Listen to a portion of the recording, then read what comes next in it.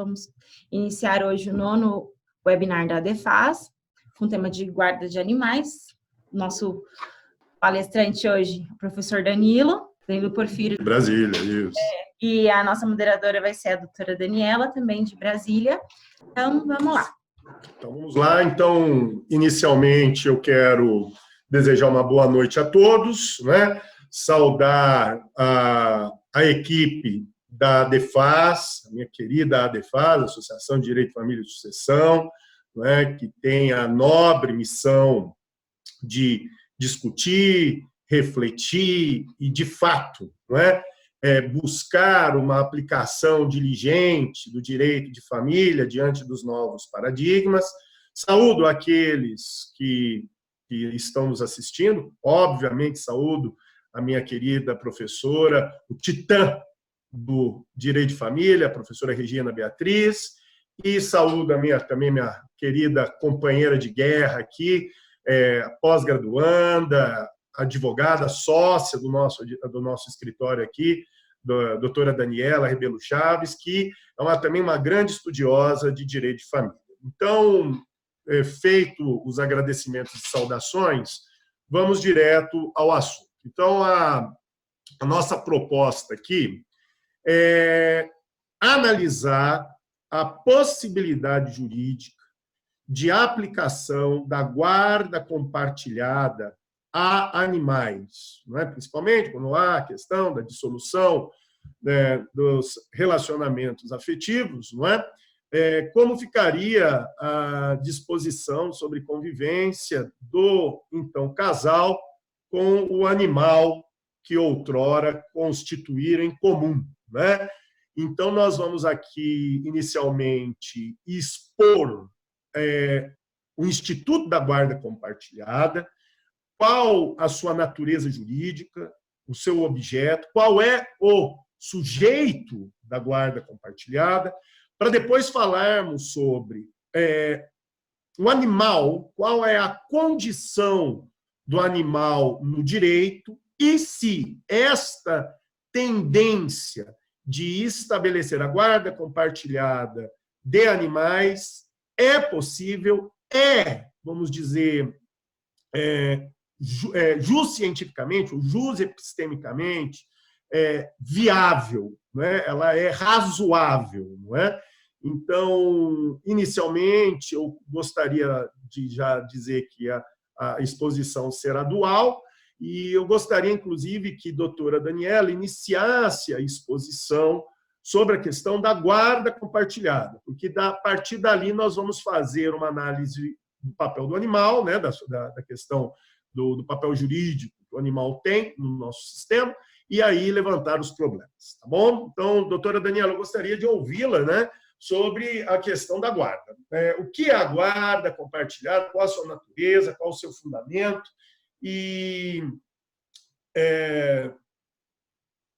quem é o sujeito, né, de proteção da guarda compartilhada? A guarda compartilhada, ela hoje é a guarda que é legalmente imposta aos pais, tá? Como proteção da criança, em que ambos os genitores conjuntamente fazem as opções por criação, por educação, qual é a melhor, todos os destinos da criança, em conjunto, tá? Em que na guarda unilateral, somente o genitor guardião tinha essas opções, na guarda compartilhada, ambos os genitores têm esse direito de opinar e fazer valer a sua vontade com relação a ensino, esporte, línguas e etc. Sempre lembrando do melhor interesse da criança, tá? Não é a vontade do pai que se impõe pura e simplesmente. Tem que se levar em consideração sempre o melhor interesse da criança, tá? O sujeito da guarda compartilhada, obviamente, é o menor, criança ou adolescente, quando os pais encontram-se separados ou em processo de divórcio. Tá? Para se ter a guarda compartilhada, pressupõe-se o poder familiar, né? Que é basicamente o dever e o direito à criação, educação, a companhia e guarda do menor. e dentre outras elencadas no Código Civil. Então, sempre voltado para a criação, para a formação daquele menor, seja criança, seja adolescente, pelos pais. É isso. E, inclusive, é importante até a gente enfatizar alguns elementos sobre isso, né? Nós temos que lembrar que nós temos aí novos paradigmas, ou paradigmas contemporâneos. Eu não gosto de falar de paradigma pós-moderno. Esse termo, na minha opinião, é um termo equivocado, porque modernidade é um processo social e histórico sempre inacabado, não é? Vamos dizer, citando aqui um filósofo, e aqui especificamente, e olha que eu tenho até uma conotação liberal, mas nesse caso cai bem, que é Marx: na modernidade, tudo que é sólido desmancha no ar. Sempre há um processo de constantes construções e desconstruções, não é? E nesse novo paradigma contemporâneo de família, o que prevalece é a afetividade. E nós temos que entender que a afetividade não é afeto, não é propriamente amor. O direito não alcança amor, não é? O amor é uma questão de foro íntimo. O que o direito basicamente trata é de 3 elementos, é um pilar, na verdade é um tripé, que são o quê? A preocupação com os efeitos dos fatos, do mundo dos fatos, fatos naturais ou fatos humanos, a volição, os efeitos da volição, e a validação dessas relações, principalmente, obviamente, o que? Volitivas, não é?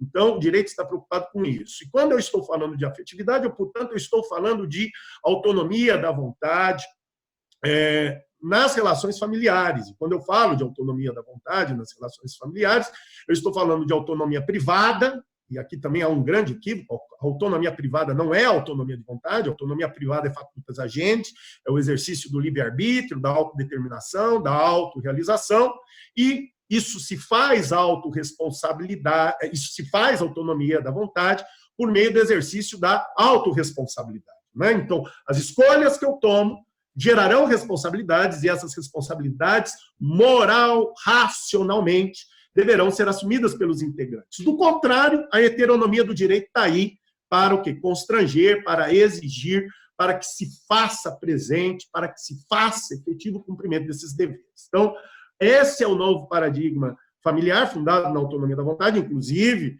a revista de Direito de Família e Sucessão da DEFAS tem uma publicação, aliás, várias publicações sobre essa questão do paradigma de afetividade. Nesse prisma, não é? Nós temos que falar do princípio da instrumentalização familiar, ou seja, a família a serviço dos seus integrantes, a família como espaço de desenvolvimento existencial dos seus integrantes. Nós temos que lembrar, né, para aqueles que têm preguiça de dizer que dignidade é um fenômeno tautológico, né? Na verdade, dignidade pode ser conceituada como exercício da plenitude existencial. E a família é o berço, é o ambiente, né, dentro da perspectiva da privacidade, da intimidade, do exercício dessa dignidade. Então, é por isso que a professora Daniela, a doutora Daniela, ela traz essa questão do melhor interesse da criança. Hoje, o foco é a formação dos jovens cidadãos. Martha Nussbaum, grande filósofa norte-americana, trabalha muito com isso. O primeiro espaço de formação de cidadania é a família, não é verdade? É a família. E, para que concluirmos essa parte de guarda compartilhada, eu digo sempre que a guarda compartilhada ela é a tentativa de manutenção de um animus família, de um animus affectio. A relação afetiva entre o casal pode terminar, mas a família, pela guarda compartilhada, ela se propõe a perpetuar. Não é? A relação entre o ex-companheiro e a ex-companheira pode deixar de existir na perspectiva afetiva interpessoal. Mas os compromissos familiares, principalmente com as crianças, com os adolescentes, permanecem. Então, a perspectiva o quê? Da convivência compartilhada, das responsabilidades compartilhadas, é o objeto da guarda compartilhada. E, obviamente, né, se eu falo de uma relação fundada em poder familiar, autoridade familiar, função familiar, eu estou falando de integrantes, lamento, senhores, humanos, né? Pessoas, né? Personalidade na perspectiva humana. Depois nós vamos falar aí de quem defende da personalização animal, né? Então, esse é o ponto. Nos parece que porque já temos, inclusive, né, diversas decisões, inclusive nós temos um RESP, né, 1713.167/SP, né, temos um recurso especial do STJ que reconheceu a guarda compartilhada, né, de animais, dizendo até, os animais de companhia possuem valor subjetivo e peculiar, aflorando sentimentos bastante íntimos de seus donos, totalmente diversos de qualquer outra propriedade privada. Isso é uma expressão lacônica que está na decisão, né, do STJ, né, sobre essa questão da guarda compartilhada. Aqui no TJ do Distrito Federal já temos algumas decisões sobre guarda compartilhada, mas tratar de guarda compartilhada de animais, para mim, me parece um tanto problemático, né? E acaba sendo um tanto contrário às tradições e toda a estrutura sistêmica do direito, do nosso direito, né? Primeiramente, nós temos que entender que o direito brasileiro ainda reconhece que animais são bens semoventes, né? Bens semoventes, doutor. Bens que têm mobilidade própria, não é? E nós temos que entender que, desde a tradição romana, não é? Mesmo os animais tendo, não é, essa natureza objetivadora de ser um objeto, havia um instituto que os romanos chamavam de bem por afeição. Bem por afeição, né? Então, havia a ideia do affectio, né? de uma proximidade ou de uma atribuição de valores, né? De valores que necessariamente não eram patrimoniais, não eram econômicas. E isso me parece que existe até hoje, principalmente quando a gente vai atrelar, né, ou dar alguma conotação infungível a determinados bens. Não é? Então, por exemplo, aquele livro que eu herdei do meu avô.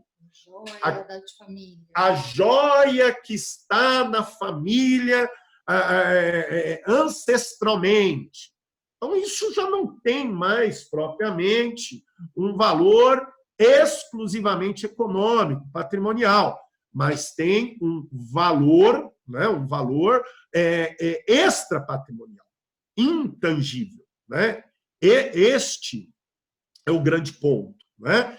Então, nós podemos entender que os animais são bens semoventes, fundados nesse contexto de uma afeição, né? De um vínculo valorativo extra-patrimonial. Entretanto, também nós temos que também lembrar que, mesmo o animal sendo um objeto, um bem, ele está sujeito, né, submetido a certas tutelas de proteção. Então, por exemplo, no Brasil, desde 1934, nós temos o quê? Normas que protegem o animal de crueldade. De crueldade, que é o decreto número 24.645 de 1934, não é? Que vai o quê? Proteger os animais de atos cruéis, né? De atos agônicos que atentem contra o quê? Contra a sua integridade, né, física e protegendo esses animais de qualquer possibilidade de sofrimento, né? Inclusive, temos, a partir de então, não só no Brasil, mas nos Estados Unidos, na Europa, discussões na esfera jurídica e não jurídica sobre formas de abatimento animal não agônico. Então, essa é a questão. Só que o que nós percebemos também? Recentemente, quando eu estou falando a coisa aí de 40, 30, 20, 10 anos, né, atrás, nós estamos começando a perceber que existem correntes que defendem a ideia da personalização animal. Personalização animal.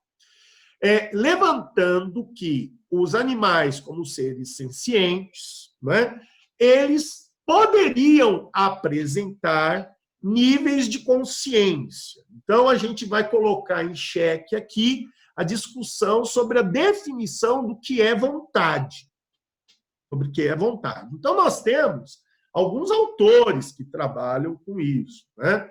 Por exemplo, o professor belga, já no século XIX, final do século XIX, o professor Picard, Louis Picard, em seu livro Direito Puro, ele vai falar de direitos naturais dos animais. Que, na verdade, diante desse grau, né, de consciência, por ser um ser senciente, né, ele teria graduações de direitos naturais. Direito puro, esse livro. Né? Inclusive, é um livro que ainda é acessível, né, no mercado editorial. Né? Também temos, né, isso já falando das décadas de 60 e 70, autor francês como Michel Serret, né, que vai abordar sobre o contrato natural. O contrato natural.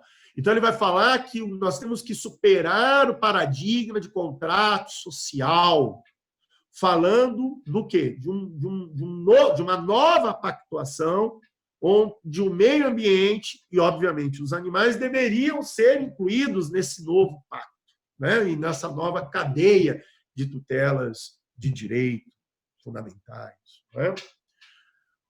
Temos no Canadá, até hoje, um grande expoente, que é o Peter Singer, que vai falar do quê? De alguma maneira, da ideia de personalização animal. Ele tem até um livro chamado Libertação Animal, até trouxe aqui para vocês darem uma olhada, aqui, ó, Libertação Animal, que é um livro que, para quem gosta, para quem quer estudar, né, direitos animais, é muito interessante. E outros autores, inclusive portugueses, como o professor de Lisboa, o Fernando Araújo, também trabalha com essa questão de tutela dos direitos animais. Então, ele tem um livro interessantíssimo, A Hora e o Direito, né? A Hora dos Direitos dos Animais. Também um livro que é necessário para o quê? A devida leitura. Né? Mas o que eu quero bater na tecla? E outra sugestão que eu dou a vocês também, né, para que nós tenhamos um estudo, né, e uma discussão séria sobre direitos animais e personalização animal, é a leitura da Revista Brasileira de Direito Animal, né, da Universidade Federal da Bahia, UFBA. Né? Inclusive, alguns integrantes do Núcleo de Estudo de Defesa dos Direitos Animais da UFBA teve participação significativa naquela tentativa, né, de impetrar um habeas corpus, né, né, em favor de um chimpanzé. E eu já vou até adiantar para vocês, e é por isso que eu falo, direito tem que se sujeitar a ratio iuris. Direito tem que primar pela coerência. Pela coerência. Se vocês tiverem a curiosidade de observar esse habeas corpus, ele vai trabalhar com todos esses elementos que eu disse para você, o animal como ser senciente, um novo paradigma de volição, um novo paradigma de consciência, né? Paradigma de consciência, vai falar que o chimpanzé tem 99, não sei quanto por cento, né?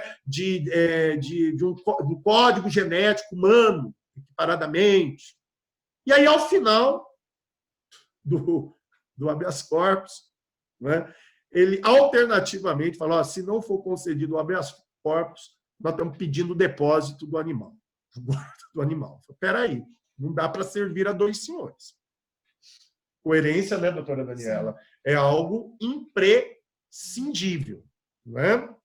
E, então, diante dessa realidade, o que eu gostaria, né, de já concluindo a minha colaboração, e eu quero também até ouvir a doutora Daniela, se ela tem alguma colocação sobre isso, né, que se há de se falar numa relação de dissolução, de uma relação matrimonial, ou de uma união afetiva tácita, eu estou falando, seja o quê? De um divórcio, ou de uma dissolução de união estável, de uma sociedade de fato, eu não posso utilizar um instituto da guarda compartilhada, que está fundado na ideia o quê? De poder familiar, de melhor interesse do menor, no melhor interesse da criança e do adolescente, né? Da questão da dignificação, porque nós temos que lembrar que, quando a gente fala de guarda compartilhada, a gente não está falando apenas de deveres, mas o direito de convívio. É por isso que eu falei a manutenção da família, mesmo com o fim do relacionamento, dos pais. Né? Hoje, nós não temos mais aquela estrutura, né? Pelo menos de forma, vamos dizer, rígida, né? Onde a gente vai ter um pai provedor e uma mãe. Tanto que na guarda compartilhada não se fala de visita, se fala de regime de convivência. Regime de convivência. Né? Então, essa questão da manutenção de um convívio familiar. Então, a guarda compartilhada não seria a medida cabível para, por exemplo, o direito de convivência, né? O direito de acesso ao animal, que é um bem que tem o quê? Que está sujeito a uma relação de afeição. Vocês notam que eu não falo afeto, porque afeto está muito vinculado ao amor. Ah, mas eu amo o meu animal. Tá, você ama o seu animal, mas não aos olhos do direito. Você tem um elo de afeição, né? Um elo de afeição. Então, talvez o caminho seria, né, numa discussão, inclusive eu nem discuto isso na perspectiva do divórcio em si, né, ou da dissolução, mas da partilha dos bens. Da partilha dos bens. Se discutiria ali, pela própria natureza do animal, como bem semovente, fundado na afeição, que vai dar infundibilidade, inclusive, e na própria relação que esses donos têm com o animal, uma discussão ou um pleito sobre composse. Porque, na verdade, se o animal é um bem, o casal eles são os integrantes, né, da relação, são condôminos do casal. Não, condôminos, perdão, do animal, não é? Condôminos do animal. Então, se são condôminos, eu tenho que estabelecer um regime aqui de composse, porque o animal aqui, ele é bem semovente, bem infungível, bem indivisível. E, na tradição romana, que nós vamos aqui importar, bem por afeição, ou bem de afeição.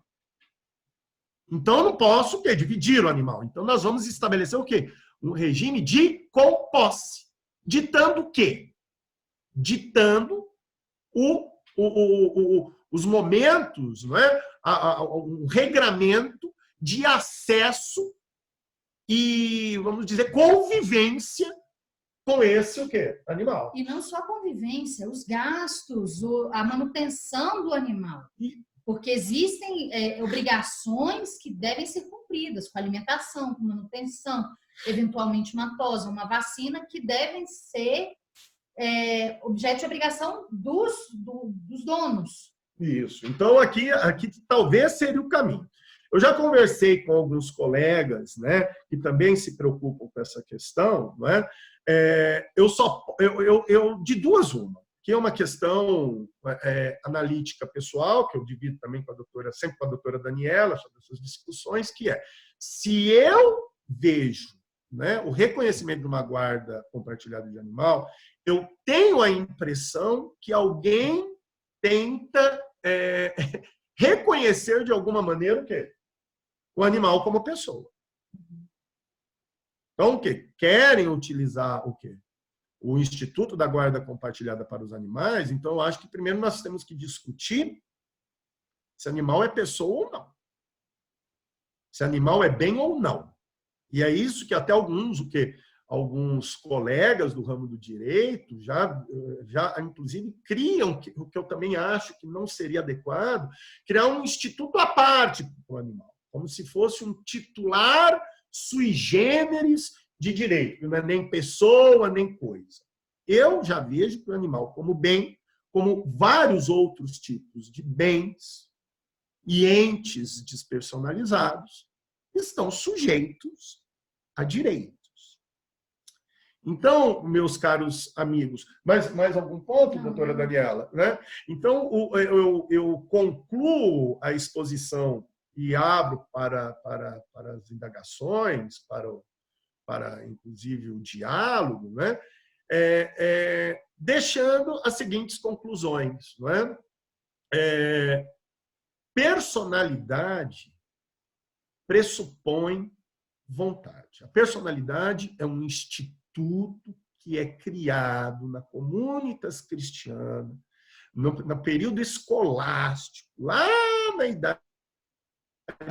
Idade Média, pautado na ideia que eu tenho que dar uma certa máscara formal de impessoalidade para ocultar diferenças, né, diante das autenticidades, para que eu potencialize a voz. E o que é voz aqui? Né? Aí a gente vai secularizar isso a partir do quê? Né? Do direito liberal, isso aqui o meu marca do século XVIII para frente, né? Do direito liberal, que vai discutir o seguinte: olha, personalidade vai potencializar vontade. E o que é vontade? Vou recorrer sempre ao bom e velho Kant. Né? Vontade é uma aptidão humana em perceber o mundo, apreender as coisas do mundo, compreendê-la, entendê-la, e, diante disso, tomar decisões, deliberar. Tanto que liberdade é o quê? É o direito substancial que compõe o quê? A dignidade. E para que eu exijo a liberdade? Para o exercício da vontade. E vontade pressupõe racionalidade, capacidade de cálculo, capacidade de análise, né? Capacidade de calcular, de tomar decisões diante do quê? Das contingências, dos fatos, né, que a vida me impõe. Animal, necessariamente, não tem vontade. Logo, não pode ser pessoa. E, diante disso, é inviável discutirmos o quê? Guarda compartilhada. Com posse é o melhor caminho. Então, eu deixo aqui essas conclusões. Agradeço muito a ajuda da minha querida doutora Daniela, o prestígio de todos vocês. Estou aqui vendo a minha queridíssima professora Regina Beatriz, né? a minha referência, né? O meu farol, né? O farol do direito de família, onde ela vai o quê? Nos guiando para sempre o quê? Para sempre a boa análise. E, inclusive, em sua homenagem, professora Regina, eu vou dizer uma coisa. Eu, como jurista, prefiro ser lembrado como diligente do que criativo, porque criatividade nem sempre é racional. Né? Então, deixo aqui a minha contribuição. Obrigado. Professor Danilo, professora Daniela, nós é que agradecemos imensamente toda essa exposição que efetivamente esclarece e ilumina as nossas mentes, né? concordo em gênero, número e grau com tudo que foi exposto e tão aprofundado, né? Lembrando que o professor Danilo, juntamente com a doutora Kelly de Carvalho, elaboraram um artigo que se chama O Problema da Guarda Compartilhada de Animais, e que está publicado no site da ADEFAS e será enviado no nosso informativo semanal para todos os nossos associados, né? E quem não é associado, porque esse webinar é aberto também para não associados, pode consultar no site. Nós dividimos o conteúdo do professor Danilo pela importância desse conteúdo, inclusive com quem ainda não é associado da ADEFAS, mas já está convidado para participar da nossa associação. O professor Danilo, que dirigiu, juntamente com o doutor Atalá, a ADEFAS, no Distrito Federal, por várias gestões, né? E que efetivamente brilha nas suas exposições e nos seus artigos e no aprofundamento que tem e na racionalidade, não é?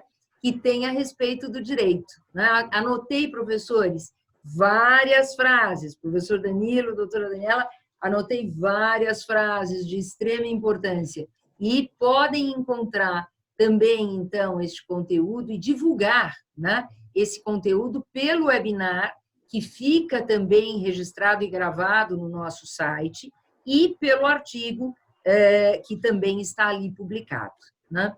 Então, eu agradeço muito à doutora Daniela, muito ao professor Danilo por esta brilhante aula e vamos abrir aí a palavra ao nosso público, né? Temos aí vários inscritos e que estão aqui atentamente ouvindo e certamente vão querer participar. Claro. Obrigada. Eu mais que agradeço, professor. Obrigadão, professora. Carla, eu quero agradecer, viu? Eu estou vendo aqui as mensagens, né? Eu agradeço, eu que me sinto lisonjeado. Eu vi aqui um comentário, professora Regina, da Lorena, uma visão tão positivista do que é guarda compartilhada, acredito que o direito precisa se adequar a novas formas familiares. Não há ramo no direito civil que se modifica, que mais se modifica. Acredito dizer que o animal não tem vontade. Também é uma visão simplista, pois eles têm sim vontade. Acho que, às vezes, nós, seres humanos, não achamos a raça superior e não é assim. De fato, o animal não é pessoa, mas não pode mais, atualmente, ser reduzido a mero bem, pois a realidade social e familiar de muitos não é a mesma essa. Acredito que a guarda compartilhada, assim como os outros institutos, podem ser readequados às novas relações sociais e familiares. Eu só, assim, com Lorena, eu agradeço a contribuição desse seu comentário, mas eu gostaria de dizer uma coisa. O direito, você falou de positivismo, né? Eu não vou nem usar aqui Kelsen. Eu vou usar aqui Castanheira Neves, que fala de uma visão de ratio iuris. Né? Nós temos que falar de coerência. Né? Eu entendo das relações de carinho, de afeição com o animal, entendo da ideia, entendo a sensibilidade em relação à proteção dos animais, mas eu já começo a partir da seguinte indagação. Eu vou te responder com perguntas, não é?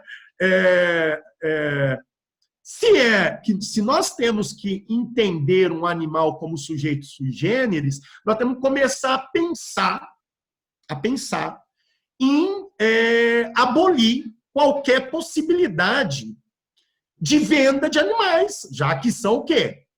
Titulares de direito.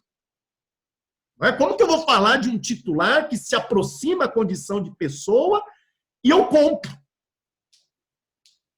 Não é?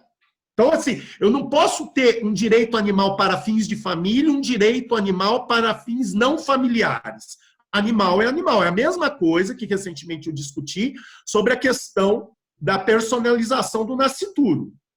Então, o quê? Eu tenho personalização para fins de dano moral, né, professora Regina Beatriz, que o STJ está claro, mas tivemos uma decisão que, na minha modesta opinião, foi um tanto equivocada, mesmo sendo que liminar no STF que me permitiu interrupção de gravidez. Então, tem o quê? Personalidade para fins indenizatórios, mas não tem personalidade para fins de o quê? De manutenção da vida do nascituro. Então, nós temos que ter coerência. Essa coerência é importante. Né? O direito é monista. O direito não é o quê? É um jogo de carteado sem regras. Nós temos que ter uniformidade. E sobre a segunda questão, para falar de guarda compartilhada, insisto, temos que discutir a personalidade do animal. A personalidade do animal. Porque a guarda compartilhada tem que ser olhada sob o prisma da sua origem, do seu fato causador. Inclusive, a professora Regina Beatriz é uma das grandes defensoras, uma das pessoas que desenvolveram esse conceito de guarda compartilhada. E pelo que eu saiba, professora, a senhora nunca cogitou o animal nessa parada, não é? Nessa parada, né? Sim, agora sim. Claro, claro. Eu acho que a Lorena poderia verificar como solução para essa imensa preocupação, e se vê que é uma preocupação que ela tem, né? Sim, claro. Justificada, né? A solução que o direito português deu recentemente. Sim. O direito português, com legislação recente, estabelece que a proteção aos animais deve ser dada em razão dos interesses familiares. Ótimo. E especialmente dos menores. Então, há uma preferência legal de que o animal fique sob a posse, em termos, obviamente, de maior convivência, daquele que tem a guarda dos filhos ou a residência principal com os filhos, se ele tiver guarda compartilhada dos filhos, mas não do animal, né? Então, sim, olhe que solução importante, não é, professores? Sim. Do direito português. E eu acho que isso atende imensamente, porque é claro que se protege os interesses familiares, estará protegendo o animal, né? Quem é que tem mais afeto pelo animal, né? É aquele que ficará com o animal e o animal estará protegido por conseguinte. Mas só para complementar, professora, enquanto isso não acontece, né, a gente não consegue trazer essa construção muito interessante do direito luso, eu digo, a próprio regime de composse vai atender de alguma maneira essas necessidades. Claro. Né? Claro. Muda-se o nome do instituto. Sem dúvida. Né? Sem dúvida. E realmente, no início, né, havia uma tendência maior a imaginar o Instituto da Guarda como um instituto aplicável, né? Isso no começo dos julgados, dos acórdãos a respeito da matéria. Mas, com a evolução, né, e eu acho que essa evolução ganha imensamente nas palavras do professor Danilo e, obviamente, com a participação aqui da professora Daniela, da doutora Kelly, que também é coautora no artigo. Por quê? Porque é a solução jurídica, lógica, racional para o direito brasileiro, em que não há legislação. E, ao mesmo tempo, não é, professor, podendo aproveitar do direito estrangeiro, ou claro, seja, do direito português, esses interesses familiares, né? Eu acho que isso, especialmente o interesse do menor, a prevalência do interesse do menor, tudo isso forma um todo, né, de argumentação para que o advogado não corra risco, em especial, né? Porque é claro que não é o advogado que está correndo risco, é a parte, né? Mas como nós, os nossos clientes, formamos uma única pessoa, obviamente na função, né? Claro. Nós não podemos colocar o nosso cliente em risco, e tampouco o seu animal em risco, escolhendo um instituto equivocado. Ótimo, ótimo. Ótimo, ótimo. Isso mesmo, professora, isso mesmo. A nossa querida aqui, Maiara, que trabalha aqui no escritório, está assistindo atentamente, ela quer fazer uma pergunta. Pegando o gancho da doutora em relação a essa proteção, né, do animal, em uma ação de partilha em que não dá para se esperar a finalização, o encerramento da ação para ter a posse do animal. Há como se aplicar uma tutela de urgência? Eu não Seria feito esse pedido? Só pede uma tutela antecipada, uma tutela de urgência? Uma tutela de urgência incidental. Eu não vejo, né? Eu não vejo problema. E, inclusive, eu vou até complementar, né? Porque você nota que a professora Regina Beatriz sempre, né? Minha luz aqui, ó, olha para ela assim, ó, lux, né? Mas a professora Regina disse o quê? Olha, temos que atrelar, né, doutora Daniela, o animal aos próprios entes familiares. Nós podemos dizer que o animal, nessa perspectiva, é o quê? Um ente, não vou colocar aqui bem, para não polemizar, um ente indispensável para a formação, não é, dos vulneráveis, no caso das crianças. Então, numa situação o quê? De emergência, por que não utilizar essa tutela incidental até a regulação definitiva? É uma questão existencial, né? Uma questão vinculada ao quê? A dignidade dos seus integrantes. Você repara que a família nunca vai ser deixada o quê? De lado, não é? Mas nós temos que deixar o animal dentro do seu próprio papel, não é? E dentro dessa abertura que o Código de Processo Civil nos deu, né? Dessa atipicidade, né?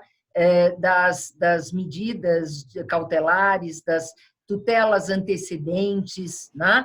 É plenamente possível, né? É perfeitamente possível, né? Claro, dentro sim. do instituto próprio, que é aquele que foi exposto aqui nessa brilhante apresentação, não é? Obrigado, professor. Inclusive, volto a insistir, né?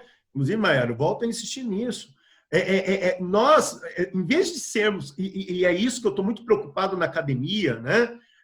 Em vez da gente buscar querer ser vanguardista, mas aquele vanguardista raso, do nada, ele quer criar, né? Ele quer fazer mágica dentro do direito, né? Vamos usar de forma diligente e racional os instrumentos jurídicos que temos. A professora Regina falou agora, o próprio quê? Os próprios fundamentos normativos do processo civil, o quê? Me dão, né? Permitem, né? A devida tutela. Né? Então, não preciso criar, está ali. Né? Interpretar na lógica jurisprudencial, dentro de uma ratio iuris, eu sou plenamente a favor, eu sou muito simpático do jurisprudencialismo, mas jurisprudencialismo não é decisionismo, não é a invenção vinda do nada. Né? Temos que nos fundar em critérios tópico-retóricos. Ponto. É isso. Como ficaria as questões sucessórias se a aplicação do Instituto da Guarda... Na verdade, o quê? Então, primeiramente, né, se eu estou falando de guarda compartilhada, eu não estou falando propriamente de um bem, né? Não é? Essa é a questão. Não é?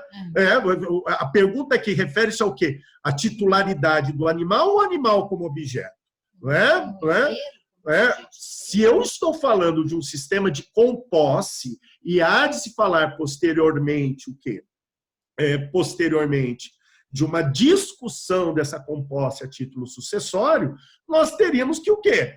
Pulverizar aí o quê? Os compossuidores, né? Dentro do regime do inventário. Não há outro caminho, não é? Um minutinho.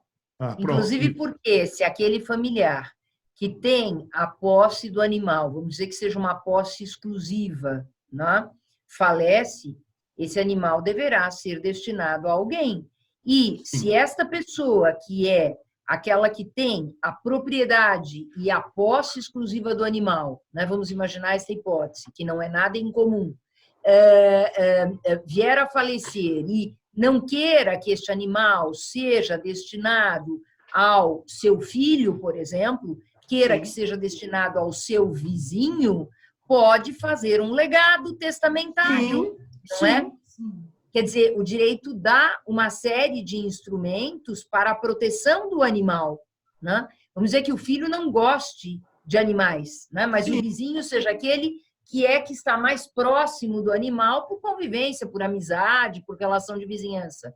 Nada impede o legado, né? Agora... Diga, professor. Diga. Não, é só complementar a senhora. E voltamos A velha e boa discussão. Se eu estou falando de disposição do animal, o animal está sendo tratado aqui como um bem, né? Um bem, né? Bem que tem o quê? Características especiais, mas é um bem. Eu não posso dispor de pessoa, né?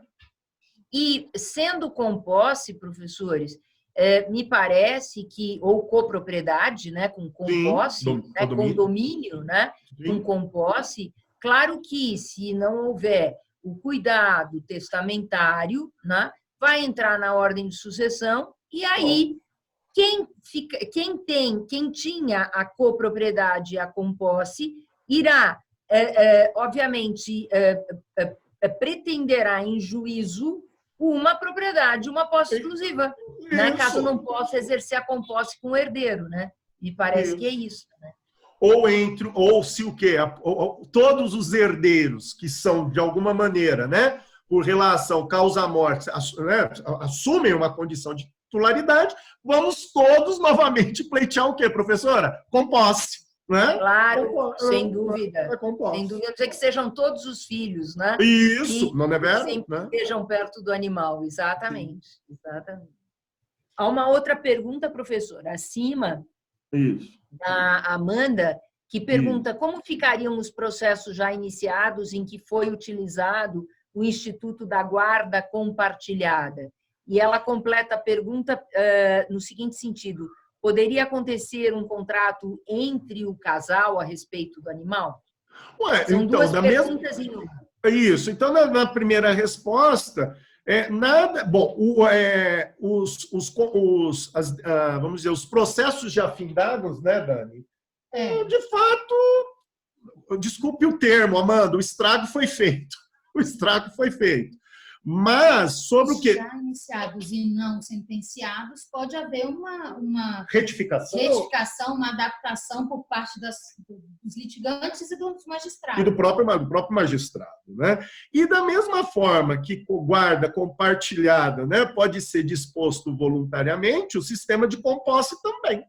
Seria um acordo, da mesma forma que acontece acordo com guarda, com pensão, com partilha, teria um acordo com relação ao composto do animal. Composto do animal. É uma mera relação contratual, mas aí com ânimos de afeição, né? Com ânimos de afeição. E ainda um contrato me parece facilitado pela teoria que seguem e que nós, obviamente, adotamos também, ainda mais depois destas lições, é um contrato facilitado que independe da homologação judicial. Se fosse efetivamente o animal fosse equiparado a um menor de idade, necessitaria da presença do juiz, né? Claro. Então, é uma desjudicialização, não é, doutora Daniela? Interessante, né? Já que pensamos sempre na desjudicialização, né? E na autonomia da vontade, né? Então, é interessante também por isso. Isso, uma relação contratual. Bom, aí o que acontece? Se há o descumprimento de um contrato, você simplesmente pode juridicamente exigir o quê? O devido cumprimento do contrato e as consequências o quê? Do inadimplemento. Ponto final. Não tem leroy. Inclusive o quê? Podemos até o quê? Por meio de uma mediação judicial, né? Uma revisão do processo de composse aí, da relação de composse.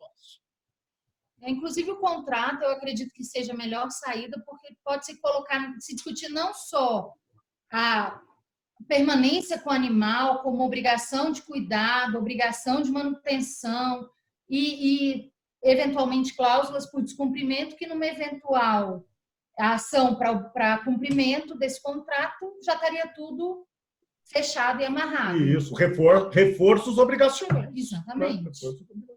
Um contrato é sempre muito mais bem feito do que uma sentença. Com certeza. Glória à autonomia. Porque, por uma razão muito simples, né? Nos debruçamos sobre um contrato, nós advogados, várias vezes repensamos, refletimos nas várias hipóteses. E é claro que um juiz não tem como fazer isso numa sentença, inclusive porque ele fica adstrito, né, ao que foi pleiteado, né? Claro que com a ressalva da doutora Daniela, que o juiz de ofício, nesses processos em que se pediu a guarda, ele pode perfeitamente flexibilizar, né, e aplicar o Instituto da Composse, né, ou do condomínio da copropriedade, não é? Isso, claro. Não é nada confuso, não. Não é? Amanda, eu não vejo confusão, não. Nós temos que entender, né, que existem determinados bens que têm proteção jurídica diferenciada. Por exemplo, patrimônio histórico. É bem. Você pega aquela casa de Ouro Preto, né? A casa em Pirinópolis, a casa em Olinda e Recife. É um bem patrimônio. Mas ela está sobre uma o quê? Tutela protetiva diferenciada. O animal também, não é? Então, na verdade, a questão aqui é simplesmente o quê? Regular o devido exercício da posse. E o quê? Tomar medidas indenizatórias. A gente fala, inclusive, de indenização em relações afetivas. Por que eu não posso falar de indenização em descumprimento de composse? Não é? Temos a questão, né, inclusive uma questão, né, professora Regina, que nós discutimos recentemente, sobre o quê? Aplicação de dano ou moral ou responsabilização por punitive damage em caso de adultério. É responsabilização. Né? Tem que ter culpa, dano, nexo causal. É o caso, Amanda, que você está levantando. Então não há contradição, não. Né? É por isso que estou falando.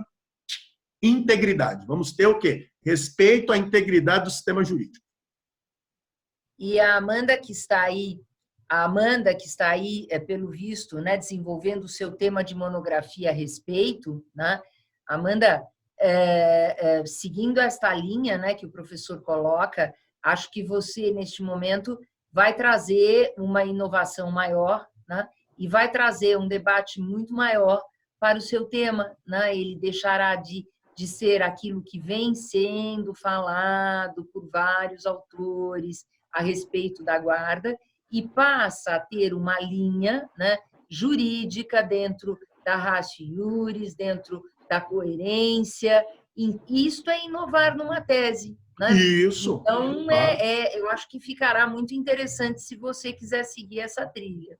Né, professora, a ciência ela é bela por isso, né? Nós temos argumentos pró e contra. E agora, na sua dissertação, você pode o quê? Trabalhar de uma forma dialética esses posicionamentos, né? Que aparentemente são contrários, mas eu acho que são muito mais convergentes. Né? Claro. Só basta entendermos os institutos. Vamos lá. Vi em um noticiário aqui, professora, que um casal havia acordado no tocante à guarda compartilhada e que as obrigações alimentares, ou seja, as despesas também seriam partilhadas. Como ficariam nos casos de inadimplemento? Execução de alimentos? Não, senhor. Alimentos é uma medida vinculada a pessoas. Aqui, o que tinha que ser colocado na cláusula não é deveres alimentares, é custeio na integridade do bem. Manutenção. Dever de manutenção. Se o dever de manutenção não foi cumprido, inadimplemento. Vamos entrar com uma ação de cobrança de obrigação de dar, cumulado com perdas e danos. É isso. Você viu como é simples? Não preciso fazer abracadabra. Está aqui, está na norma, está no direito, né? No direito civil. Ah, que bom, eu fico muito feliz, Amanda, Esse é o dever do acadêmico, né, professora Regina Beatriz? Eu falo que todo acadêmico olha aqui, ó, a minha inspiração aqui, uma das, né? O acadêmico, o professor é o pontífice. O que é pontífice? De onde vem a palavra pontífice? Vem do latim pontifex, construtor de pontes, né? Nós estamos o quê? Construindo pontes, né? Aí cabe a você, né, usar essa ponte da melhor maneira possível. E pensar e repensar o tema, né? Sempre. Pensar e repensar. E a Marina, tem alguma pergunta, Marina? Não, eu concordo. Deixa a Marina aqui aparecer. Deixa eu ver a Marina. Também, né? Salve, Marina! Fale, querida, fala. Não, eu concordo com o posicionamento. Eu acredito que pode ser mais simples do que se parece, se analisado dessa forma em consonância com o ordenamento mesmo. Sim, sim, Maria. O que eu vou falar, assim, tem horas que aparentemente eu tenho alguns posicionamentos polêmicos, mas é simplesmente eu primo por bom senso. O que me parece que muitas vezes falta é um estudo profundo dos institutos. Preguiça de estudar, né? Esse ânimo criativo oculta falta de conhecimento dos institutos e das tradições. A começar, até falo isso, a começar do entendimento sobre a diferença entre cláusula geral, regra e princípio. Quantas vezes eu vejo pessoas falando de princípio, estão falando de regra. Falando de princípio, estão falando de cláusula geral. É uma tristeza, né? Então, nós temos que ter domínio dos institutos, dos fundamentos. Tudo fica mais fácil com isso. E assim, professor, eu quero desde já, né, assim, a título conclusivo, agradecer à ADEFAS essa oportunidade incrível, né, de levar a várias pessoas, em todos os cantos do Brasil, reflexões que são ainda o quê? São objetos polêmicos, né, de grande polêmica, e que estão intimamente ligados ao dia a dia, né, da relação familiar. Então, eu deixo aqui o meu agradecimento e o meu orgulho, né, de fazer parte da ADEFAS, né, da ADEFAS. Eu tenho um grande orgulho. Digo que a ADEFAS hoje tem uma função muito importante. Ela tem uma vocação para exercer o bom senso no direito de família. Não é? Tudo que é sólido desmancha no ar? Pode, mas os critérios de racionalidade é que vão dar os parâmetros de segurança. Não existe dignidade sem estabilidade, sem segurança jurídica. Qualquer construção que desconsidera a estabilidade, clareza e segurança está o quê? Fadado a atentar contra a dignidade. Exatamente, professor. E a segurança jurídica, né, é fundamental em todos os nossos trabalhos, né? Sem dúvida. Para quem ainda não é nosso associado, participamos em 6 processos no Supremo Tribunal Federal como amicus curiae, participamos de projetos de lei, tanto em crítica como em apresentação de projetos de lei, participamos em várias áreas, né, correlatas do direito, inclusive, né, sempre em busca da segurança jurídica, né? Eu acho que esse ponto que tem sido tão esquecido, não é? Tem sido tão olvidado, com teorias novas, né, e que trazem uma grande insegurança às pessoas, é algo que valoriza a ADEFAS. E é por isso que eu espero que os que estão aqui nos ouvindo, que porventura ainda não sejam associados, estão participando desse webinar, tornem-se associados e venham trazer os seus conhecimentos para a nossa associação. Sejam desde logo, muito bem-vindos. Sem dúvida, sem dúvida. Bem bom. Amanda pede indicação de livro para um estudo profundo sobre o Instituto da Guarda. Eu vou ter que responder da seguinte forma. Ó. Você está vendo a mãe da matéria aqui. Ó. Consulte o quê? Consulte as produções da minha querida professora Regina Beatriz, as suas reflexões dentro das obras, por exemplo, do Washington de Barros Monteiro. Né? A professora Regina Beatriz é uma grande referência, Amanda. Você está bebendo da fonte. Bebendo da fonte. E, Amanda, além do curso de Direito Civil, em que eu tenho a honra de ser coautora do professor Washington de Barros Monteiro, no volume do Direito de Família e também da Responsabilidade Civil, existe um livro, uma obra coletiva de que eu participei, bastante interessante, que se intitula Guarda Compartilhada. Né? É um livro que tem a coordenação do Dr. Coutro, Matias Coutro, e do Mário Delgado. Então, é um livro que pode lhe ajudar, porque são artigos de vários autores, sobre vários temas atinentes à guarda, e, em especial, a guarda compartilhada.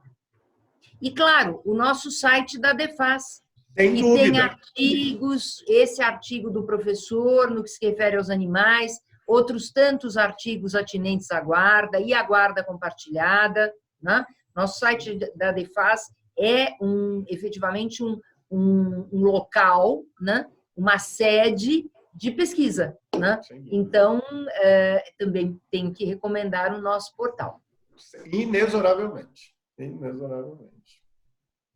Né? Ponto. Nós que agradecemos, Amanda, por suas intervenções. Nós gostamos muito. Isso é interessantíssimo, esse bom diálogo. Esse bom diálogo. E, infelizmente, né, nós temos esse tempo que é marcado não por nós, né, mas pelo sistema, né, que utilizamos de webinar, temos que terminar. Teremos outros professores com as suas Sim, sem dúvida. Né? Assim, eu agradeço muito, professor. Um abraço muito forte à senhora. Abraço a todas vocês aí, meninas. Jussara, abraço. E abraço a todos que nos assistiram. E obrigado, grato pela paciência.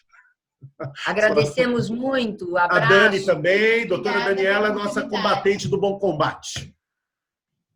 Até breve. Até breve.